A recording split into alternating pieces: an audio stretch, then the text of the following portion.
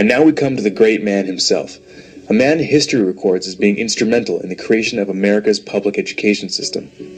Horace Mann was an American educator who served as a member of the U.S. House of Representatives, part of the American Congress. Horace Mann was the key reformer of the education system at the time.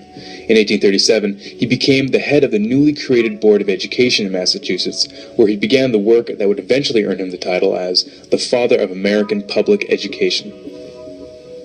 After reading through the educational models of different countries, Mann finally hears about a particularly successful style that had been developed in Prussia, which is now modern-day Germany. The Prussian system had shown to be such a success for the government's purposes that, accompanied by a few other educators, Horace Mann travels to Germany to investigate. Upon their return to the United States, they lobbied heavily to have the Prussian model adopted. All in favor, say aye. Interest in Prussia had also been growing in the northern half of the continent. Around this time, the Canadian Superintendent of Schools, Egerton Ryerson, traveled to Prussia in search of a new model of education.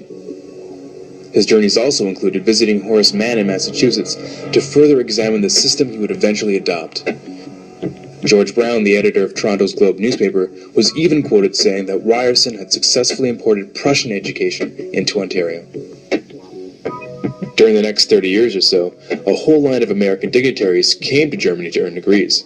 Interestingly enough, those who earned degrees in Germany came back to the United States to staff all the major universities. By 1900, all the PhDs in the United States were trained in Prussia. As the first secretary of the State Board of Education, Horace Mann promoted his new concept that the state is the father of children. He stressed that it was the responsibility of the state to ensure that education was provided for the child. A very noble idea, of course, but what exactly did he mean by that? And how did he define education? It seems like a very broad subject. It is a very broad subject. Education encompasses all of human history and all the knowledge we have gathered during that time. Not to mention, and perhaps most importantly, what we as human beings learn over our lifetime on a personal level. Horace Mann's 10th annual report in 1846 led to the first state law that made it mandatory for children to go to school.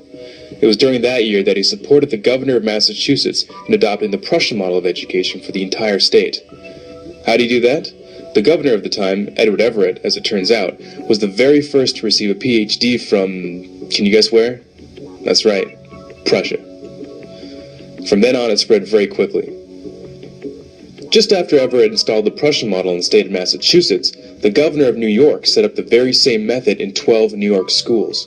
Horace Mann's sister, Elizabeth Peabody, of the Peabody Foundation, saw to it that right after the Civil War, the Prussian system that was then being taught in the northern states was integrated into the conquered South. By 1900, most of the compulsory schooling laws that implemented the new system had been passed. From then on, every American child grew up under the Prussian system. So what exactly was the Prussian education system that everyone thought was so amazing that it just had to be adopted throughout the free world? To give you just a bit of background, in the 18th century, the Kingdom of Prussia, which is now modern-day Germany, was among the first countries of the world to introduce free and compulsory education. After the Prussians were defeated by Napoleon in 1806, it was decided that the reason why the battle was lost was that the Prussian soldiers were thinking for themselves in the battlefield instead of following orders. To make sure that this couldn't happen again, a new 8-year system of schooling was created. This new system provided not only the skills needed for the early industrialized world, such as reading, writing, and arithmetic, but also a strict education that taught duty, discipline, respect for authority, and the ability to follow orders. Elite children destined for higher offices went on to attend private schools, while the rest of the population had no access to the secondary education. They were destined for the working class. Through this new system, the Prussian court tried to create social obedience in the citizens through indoctrination. Every individual had to become convinced at the core of their being that the king was just, his decisions were always right, and the need for obedience paramount. In truth, the entire purpose of the system was to instill loyalty to the crown and to train young men for the military and bureaucracy. To do this, it was necessary to squeeze out all independent thinking from the masses. Influencing this new system from the beginning was Prussian philosopher Johann Gottlieb Fichte. Combining John Locke's view that the children are a blank slate and Rousseau's ideas on how to write on that slate, Prussia established an educational system that was considered scientific in nature. An important part of the Prussian system was that it defined for the child what was to be learned, what was to be thought about, and how long to think about it.